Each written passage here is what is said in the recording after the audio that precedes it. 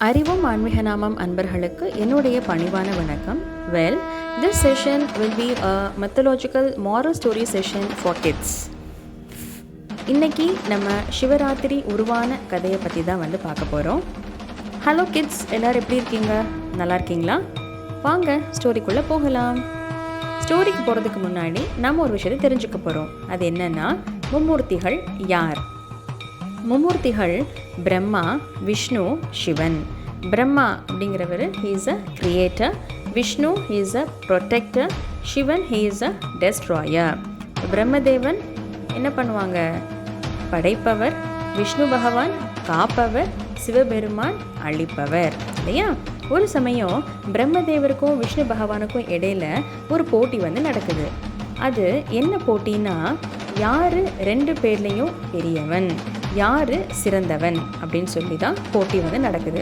அப்போது பிரம்மதேவன் சொல்கிறாரு, நான் தான் உன்னைய விட ரொம்ப பெரியவன், ரொம்ப சிறந்தவன், ஏன்னா நான் தான் படைக்கும் தொழிலை செய்கிறேன் அப்படின்னு சொல்லிட்டு ரொம்ப ப்ரைட்ஃபுல்லாக இருந்தார் பிரம்மதேவன்.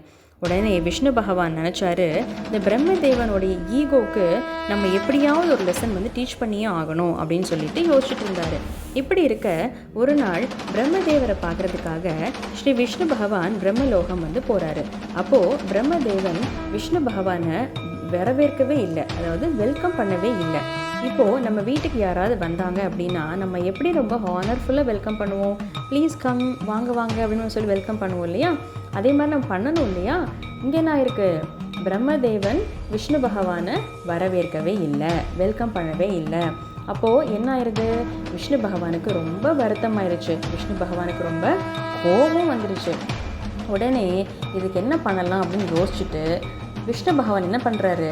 பிரம்மதேவர்கிட்ட ஒரு விஷயம் சொல்கிறாரு. அது என்ன அப்படின்னா, பிரம்மதேவரே, எனக்கு ரொம்ப நாளாக ஒரு ஆசை, இது வரைக்கும் என் வாழ்நாளில் சிவபெருமானோட திருமுடியை நான் பார்த்ததே இல்லை அப்படின்னு சொல்லி சொல்கிறாரு. உடனே பிரம்மதேவன் சொல்கிறாரு, நீங்கள் பார்த்ததே இல்லையா? இது ரொம்ப சுலபமான விஷயமாச்சே. இப்போ விட்டீங்கன்னா கூட நான் ஒரு நொடியில் சிவபெருமானுடைய திருமுடியை நான் பார்த்துட்டு வந்துடுவேனே அப்படின்னு சொல்லி சொல்கிறாரு. சரி, இரண்டு பேரில் யார் சிவபெருமானுடைய திருமுடியை முதல்ல பார்க்குறாங்க அப்படின்னு சொல்லி சபதம் செஞ்சுக்கிறாங்க. ஸோ சேலஞ்ச் பண்ணிக்கிறாங்க, யார் முதல்ல சிவனுடைய திருமுடியை பார்க்க போகிறோம் அப்படின்னு சொல்லிட்டு. உடனே அவங்க ரெண்டு பேருக்கும் நடுவில் ஒரு பெரிய சிவலிங்கம் உருவாச்சு. அப்படி வளர்ந்துக்கிட்டே போகுது. அது யாரும் இல்லை, நம்ம சிவபெருமான் லிங்கோத்பவர் உருவம் எடுத்து ஜோதி ரூபமாக தோன்றியிருக்காரு. ஓகேவா? அப்போது விஷ்ணு தேவரும் பிரம்மதேவரும் என்ன பண்ணுறாங்க? சிவபெருமானுடைய திருமுடியை பார்க்குறதுக்கு, அப்படியே உச்சியை பார்க்குறதுக்கு அப்படியே மேல் நோக்கி போய்கிட்டே இருக்கிறாங்க. ஆனால் சிவபெருமானோட முடியை ரெண்டு பேர்னாலையும் பார்க்கவே முடியல. விஷ்ணு பகவான் ரொம்ப டயர்டாயிட்டாரு. இதுக்கு மேலே என்னால் மேலே போவே முடியல, நான் அப்படியே கீழே போயிடுறேன், அப்படியே நான் போட்டியை விட்டும் விலகிடுறேன், என்னால் மேலே போய் சிவபெருமானோட உச்சியை பார்த்து திருமுடியை பார்க்க முடியாது அப்படின்னு சொல்லிட்டு அவர் அப்படியே மெதுவாக கீழே இறங்கி வந்துடுறாரு. பிரம்மதேவர் விட்டு கொடுக்காம விடாமல் மேலே ஏறிட்டே இருக்கிறாரு. அப்போவும் சிவபெருமானுடைய உச்சியை பார்க்கவே முடியல. ஆனால் சிவபெருமானோட தலையிலிருந்து தாழம்பூ ஒன்று கீழே விழுந்தது. அப்போது பிரம்மதேவர் என்ன பண்ணுறாரு?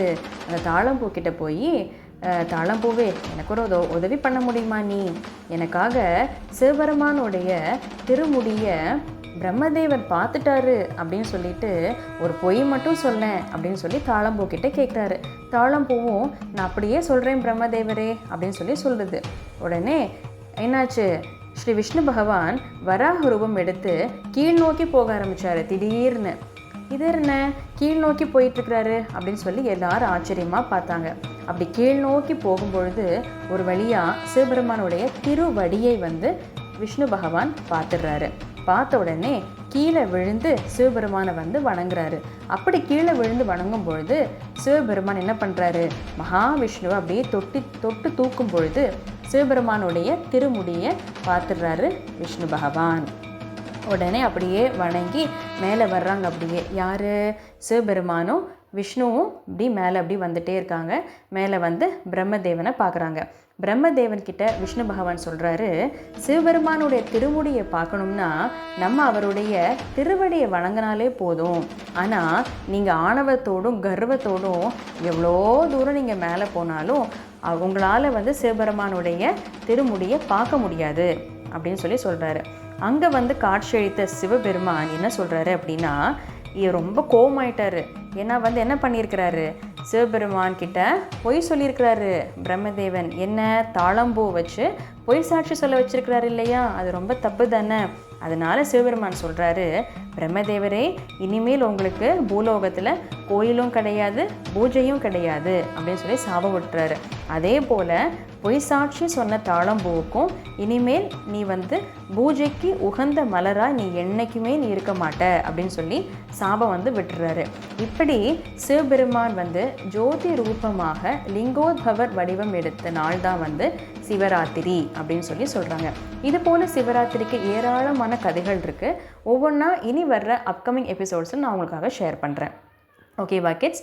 ஸோ இந்த ஸ்டோரியோட மாரல் அப்படிங்கிறது என்ன அப்படின்னா, நமக்கு வந்து என்றைக்குமே வந்து ஈகோ அப்படிங்கிறதும் ப்ரைட் அப்படிங்கிறதும் நமக்கு வந்து இருக்கவே கூடாது, நமக்குள்ளே வரவே கூடாது. நான் தான் பெரியவன், நான் தான் சிறந்தவன் அப்படிங்கிற அந்த எண்ணமும் வந்து வரவே கூடாது. ஏன் அப்படின்னா, இறைவனுடைய படைப்பில் வந்து எல்லாருமே ஈக்குவல் தான். Everybody is unique in their way இல்லையா? அதே மாதிரி everybody is equally talented too. So எல்லாருமே வந்து அவங்கவுங்களுக்குன்னு ஒரு தனித்துவம் இருக்குது. அதனால் யாரை விட யாரும் வந்து சுப்பீரியரும் இல்லை இன்ஃபீரியரும் இல்லை அப்படிங்கிறத நம்ம வந்து ஞாபகம் வச்சுக்கணும். என்றைக்கு நமக்குள்ளே ஈகோ ஆணவம் அப்படிங்கிறது நமக்குள்ளே வருதோ, நம்ம வாழ்க்கைக்குள்ளே வருதோ, அப்போது நம்ம வாழ்க்கையில் வந்து முன்னேறவே முடியாது. அதனால் இந்த 2-3 பாயிண்ட்ஸை நீங்கள் கண்டிப்பாக நீங்கள் ஞாபகம் வச்சுக்கோங்க. நம்ம லைஃப்பில் இதை கண்டிப்பாக வந்து ஃபாலோ பண்ணணும். என்ன கிட்ஸ், உங்களுக்கு வந்து சிவபெருமான் பற்றின ஸ்டோரி, பிரம்மதேவர், அதே மாதிரி விஷ்ணு பகவானுக்கு இடையில் நடந்த போட்டி பற்றி நீங்கள் தெரிஞ்சுக்கிட்டீங்களா? சிவராத்திரி உருவான கதையை நீங்கள் புரிஞ்சுக்கிட்டீங்களா? Okay, thank you so much. Meet you then in the next video of some other interesting moral story. Until then, bye bye kids, take care.